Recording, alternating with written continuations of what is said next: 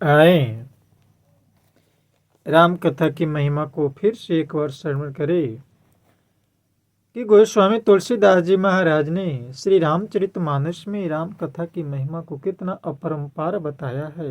आज ऋषि मुनि तपस्वी वेद ज्ञाता सभी नेति नेति कहते हुए इसे गाते हैं और अपने जीवन को लोक सुखी और परलोक सुहेला करते हुए गमन करते हैं। जैसा कि दास बताया था कि श्री रामचरितमानस रूपी सरोवर के 4 घाट है और चारों घाटों पर 4 वक्ता बैठे हुए हैं और चारों अपनी अपनी जो दर्शन पाए हैं राम के, उसके अनुसार राम कथा की महिमा जो फल प्राप्त किए हैं वो अपने अपने अनुसार महिमा का वर्णन करते हैं।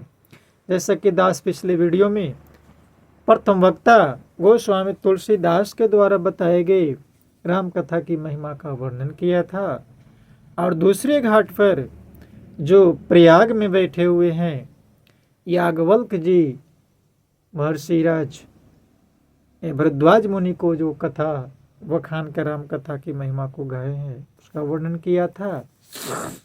आज देखता है दास कि तीसरे घाट पर भगवान भोलेनाथ और माँ पार्वती जो कैलाश पर्वत पर बैठे हुए हैं और भगवान भोलेनाथ के बारे में देखिए श्री रामचरितमानस में बताया गया है कि जितने भी ज्ञान की बातें हैं वे सब भगवान भोलेनाथ के मुख से कहलवाया गया है। और तो और माँ पार्वती को जब राम के बारे में कुछ संशय हो गया था मन में तो उन्होंने भगवान भोलेनाथ से प्रश्न किया कि आखिर राम कौन है। तो उनकी संशय को दूर करने के लिए भगवान शंकर ने देखिए क्या कहा, जय जय राम कथा, जय श्री राम कथा, जय जय राम कथा, जय श्री राम कथा।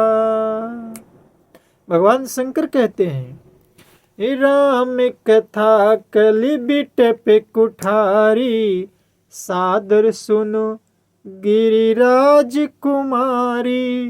राम कथा कलि बिटप कुठारी, सादर सुनो गिरिराज कुमारी। राम कथा सुंदर कर तारी।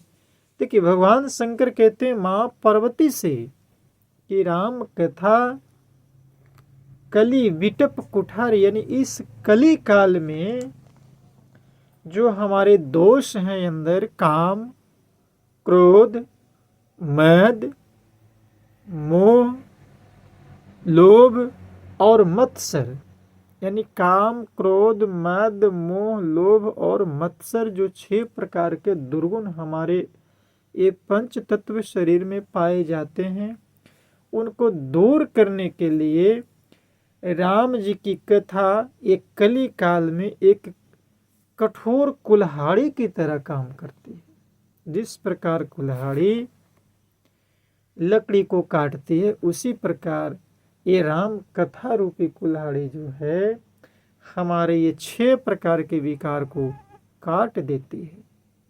ये भगवान शंकर गिरिराज कुमारी माँ पार्वती से कहते, आगे कहते हैं भगवान शंकर राम कथा सुंदर कर तारी, संस बिहग उड़ाव निहारी। भगवान शंकर कहते हैं कि जिस प्रकार पक्षियों के झुंड में यदि कोई व्यक्ति जाकर के एक ताली बजा दे तो ताली बजाने से सारे पक्षी तुरंत उड़ जाते हैं, ठीक उसी प्रकार राम कथा एक सुंदर ताली है जिसको यदि हम अपने जीवन में बजाते रहें तो हमारे मन में जितने भी प्रकार के संशय होंगे, संशय रूपी विकार, क्योंकि संशय बहुत बड़ी बीमारी है, तो वो बीमारी तुरंत जो है से उड़ जाता है।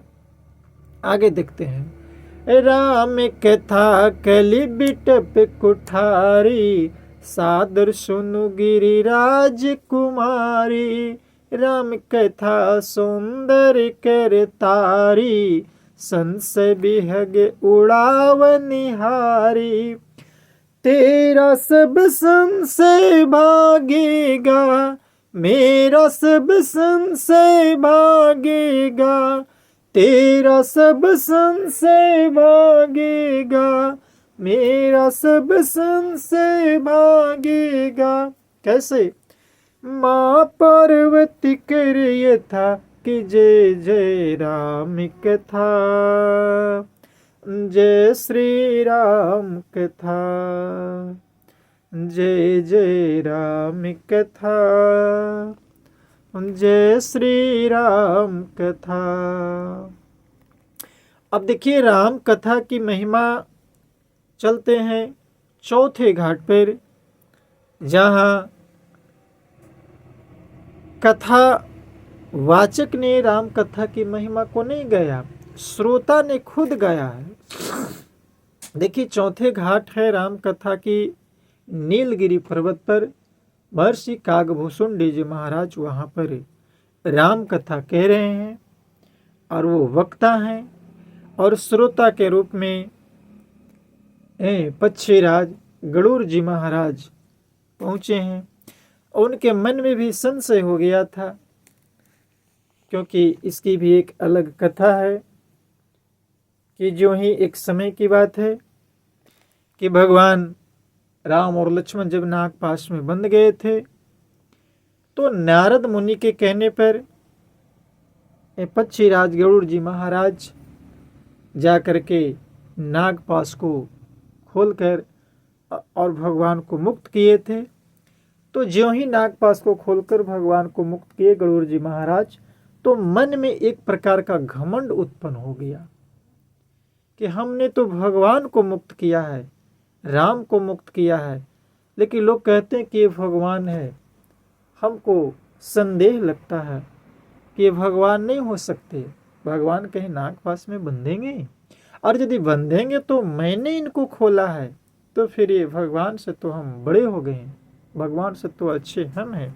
इस प्रकार के उनके अहम रूपी जो रोग हो गया, तो वो लगे हैं भटकने। और कथा बहुत लंबी ही है। भटकते भटकते जब फिर नारद जी के कहने पर वो नीलगिरी पर्वत पर कैलाश होते हुए नीलगिरी पर्वत पर जाते हैं, तो वहाँ देखते हैं कि कागभूषुंडी जी महाराज के द्वारा जहाँ कथा कही जाती है, वो कुटिया इतनी पावन हो गई है, इतनी पावन हो गई है कि कुटिया पर नजर पड़ते ही गरुड़ जी महाराज की जो संशय रूपी रोग हो गया था, वो सब दूर हो गया। क्योंकि कथा कहते कहते वो जगह इतना पवित्र हो गया था, इतना पावन हो गया था कि जो भी वहाँ जाता था वो राममय हो जाता था। तो देखिए आगे,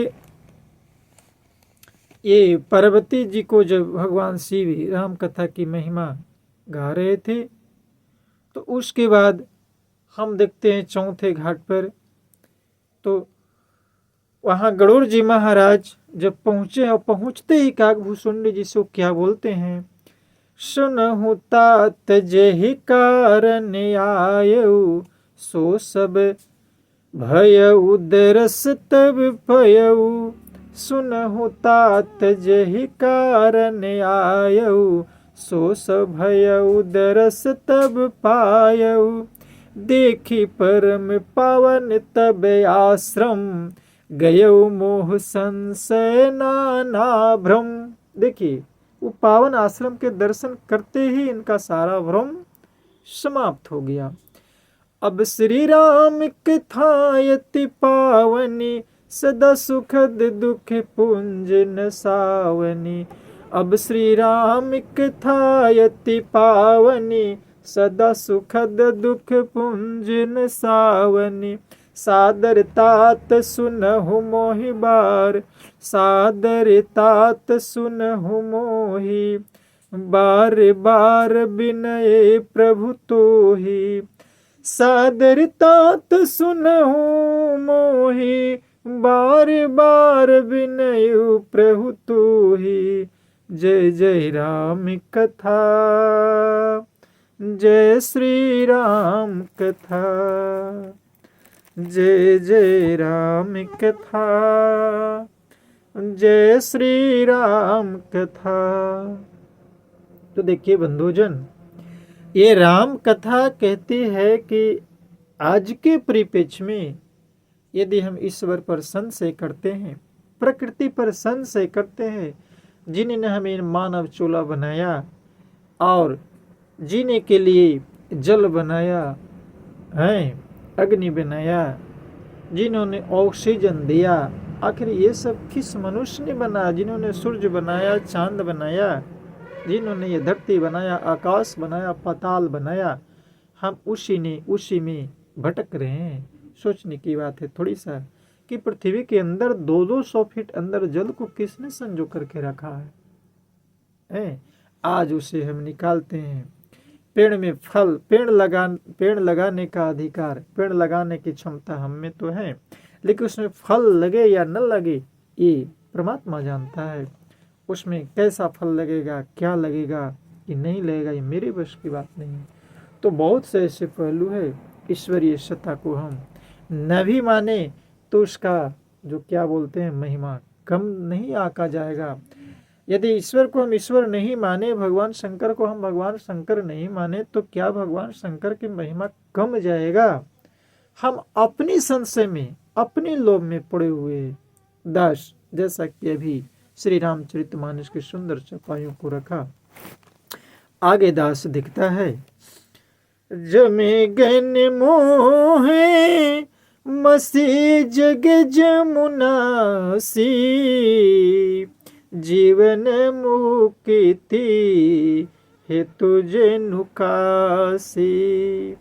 राम ही प्रिय पावनी तुलसी सी, तुलसी दास हिते हिये हुलसी सी। शिव प्रिय मिखल शैल सुतासी, सकल सिद्धि सुखी संपत्ति राशि। सदे गुण सुर गण अम्ब अदिति से, रघुबर भगति प्रेम परमिति सी। रघुबर भगति प्रेम परमिति सी। देखिए कहते हैं तुलसीदास जी महाराज की यमदूतों के मुख पर कालिख लगाने के लिए यह जगत में यमुना जी की समान है। राम कथा की महिमा बता रहे हैं और जीवों को मुक्ति देने की मान ली कि काशी है, जैसे काशी की महिमा है। यह श्री राम जी के पवित्र तुलसी के समान प्रिय है और तुलसीदास के लिए हुलसी, तुलसीदास जी के माता का नाम हुलसी थी, के समान हृदय में हित करने वाली है। यानी तुलसीदास जी महाराज कहना चाहते हैं कि जिस प्रकार एक माँ अपने पुत्र का कभी हित नहीं चाहती, माँ तो माँ होती है, संसार के तमाम चीजें आपसे भी छोड़ जाएंगे, छोड़ देंगे, लेकिन माँ कभी अपने पुत्र के अहित के बारे में नहीं सोचती है। ठीक उसी प्रकार ये श्री राम जी की कथा कभी आपको यदि भूल से भी कान में श्रवण हो जाती है तो कभी आपको अहित नहीं करेगी। ये राम कथा शिव जी को नर्मदा के समान प्यारी है। ये सब सिद्धियों तथा सुख संपत्ति की राशि है। सद्गुण रूपी देवताओं के उत्पन्न और पालन पोषण करने के लिए माता अदिति की समान है। श्री रघुनाथ जी की भक्ति और प्रेम की परम सीमा सी है। आगे कहते हैं, राम कथा मंदाकिनी चित्रकूट चिते चारु, तुलसी सुभग स्नेह बन, शेर रघुबीर बिहारू। तुलसीदास जी महाराज कहते हैं कि राम कथा मंदाकिनी नदी है, सुंदर चित्रकूट है और सुंदर स्नेही वन है जिसमें श्री रामचंद्र जी विहार करते हैं। कितनी अच्छी बात लिखा है। हमारे शरीर ये पंच तत्व का जो पुतला है, इसमें यदि राम कथा रूपी मंदाकिनी बह जाए तो उसी के तट पर चित्रकूटे आश्रम बनाकर श्री राम जी रहते थे और पूरा वदन को उन्होंने वन बताया है। तो आए सजनों, हम अपने तन को ऐसे राममय कुटिया बनाए कि रोम रोम में राम समाया है, कण कण में राम समाया है, रोम रोम में राम समाया है। और राम कथा की महिमा को दास को जहाँ तक समझ आई, जहाँ तक इनकी कृपा श्री सीताराम जी का हो रहा है, सरस्वती और गणेश जी वंदनीय है। जहाँ तक बुद्धि विवेक आप तक पहुँचाने का प्रयास कर रहा है। तो राम कथा की महिमा इतनी बताई गई है, जो भोले भंडारी के द्वारा, काकभूषुंडी के द्वारा, तुलसीदास जी के द्वारा,